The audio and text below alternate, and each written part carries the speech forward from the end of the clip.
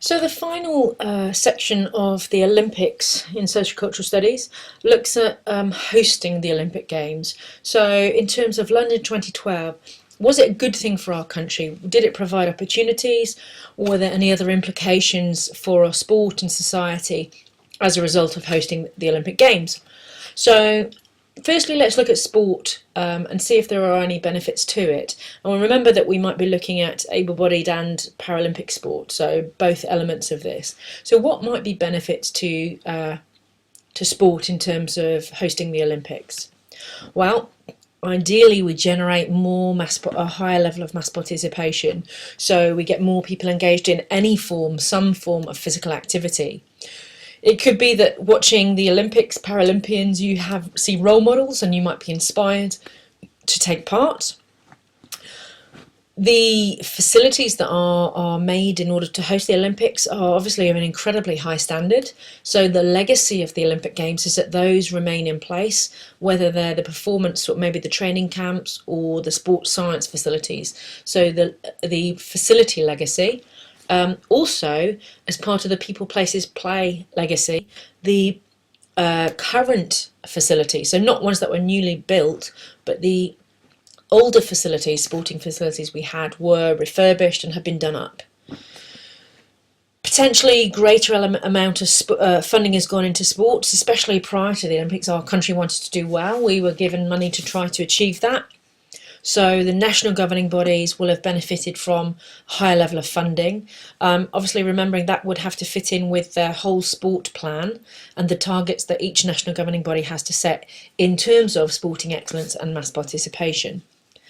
Sport has a higher profile. Everybody knew what was going on when we hosted the Olympics.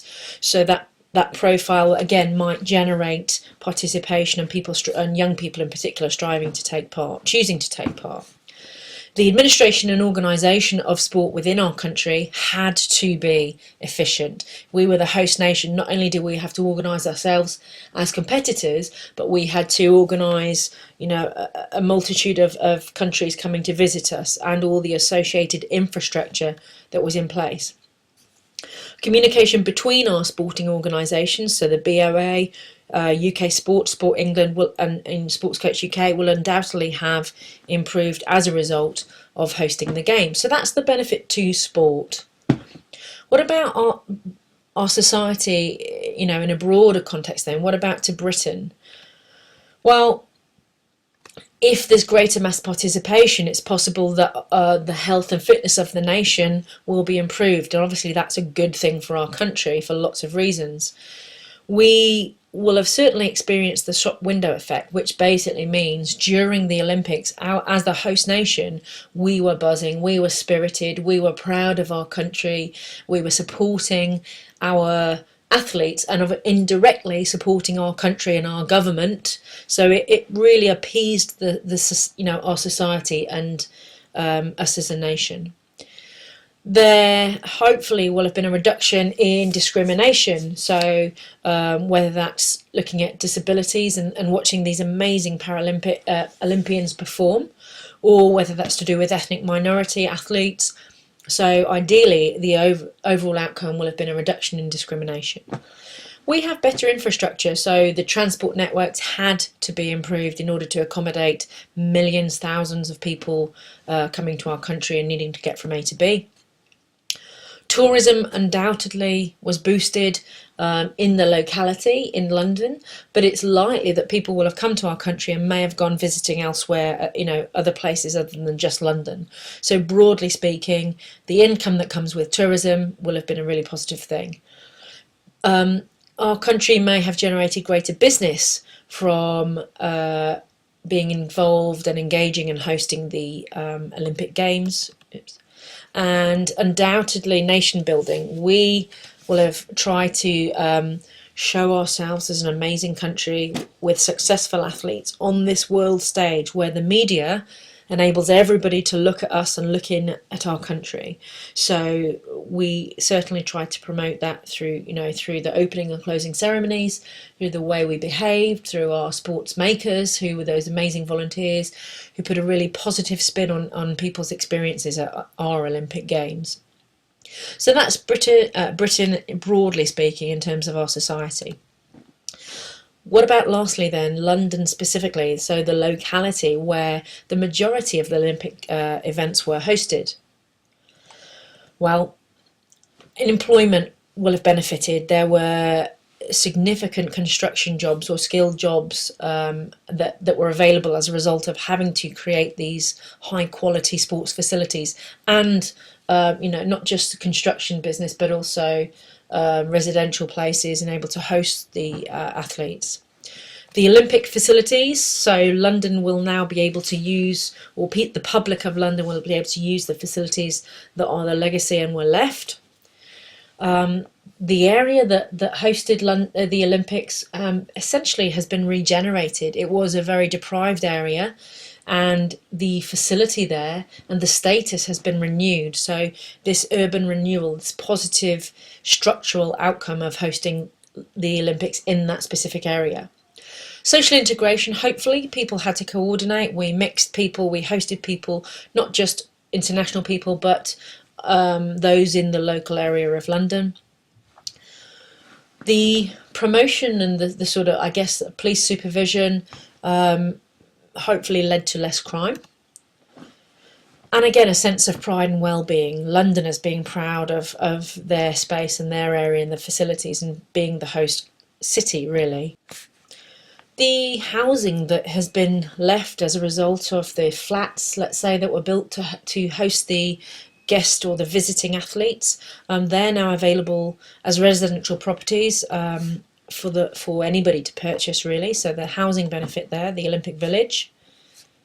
And then London is a business area, so undoubtedly the profile of the commercial element of London will have shot up. So it will have been perceived and undoubtedly as a potential business location. But we've got to now look at, so we've seen the benefits to sport, to Britain as a whole, and to London as a specific area. But to be fair, there undoubtedly were some drawbacks to us as a nation hosting the Olympic Games. For example, the house prices in the locality shot up incredibly, and rental prices shot up. I know there were stories of people being evicted from their rented property, so that the owners could hike the prices up dramatically to for people visiting and wishing to stay for the Olympics. It possibly was a lot about money and professionalism and profit, rather than the amateur ideals, originally wished for by de Coubertin. Was there some threat, in terms of terrorism and the security element and demand? Potentially could that have put people at risk? And did it actually reduce crime? Were things heightened? Were people able to really enjoy a safe environment and a safe place, or did it just wind people up and intensify some problems? So there were some drawbacks. At a time when the country's in recession, a huge amount of money was being pumped into hosting the Olympic Games.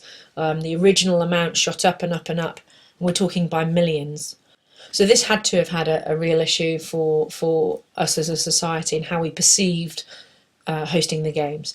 Council tax, again, was increased. So the local people, in London had to pay more council tax to pay for all the things that were being built, or to contribute to the things that were being built in their locality. So whilst in theory we say they benefit from it, they probably had to pay for it as well. Said already, house prices shot up, and actually what you find is that local buyers, people wishing to get on the housing chain or ladder, may not have been able to, because these properties might have been picked up by entrepreneurs wishing to buy properties as a business. Nationalism. Now, it's all very well talking about hosting the Games and promoting national pride, but nationalism is perhaps an extreme of that, whereby we become very blinkered to, I guess, white British people. So any ethnic minorities, it's almost too extreme. So we become almost too enclosed and too narrow and blinkered in our perspective of what being British is. Whilst there was improved infrastructure, it was actually pretty chaotic for the local commuters in London. So particularly in terms of transport. There was some disruption, and there was a genuine risk of terrorism. There were, military provision just in case something terrible happened, because it was essentially a real risk. And whilst there was employment, they were essentially temporary jobs, so there was no long-term job promotion. And did it actually benefit our country, or did it just benefit London? Quite a contentious thing, how much Scotland or Cornwall benefited from us as host nation.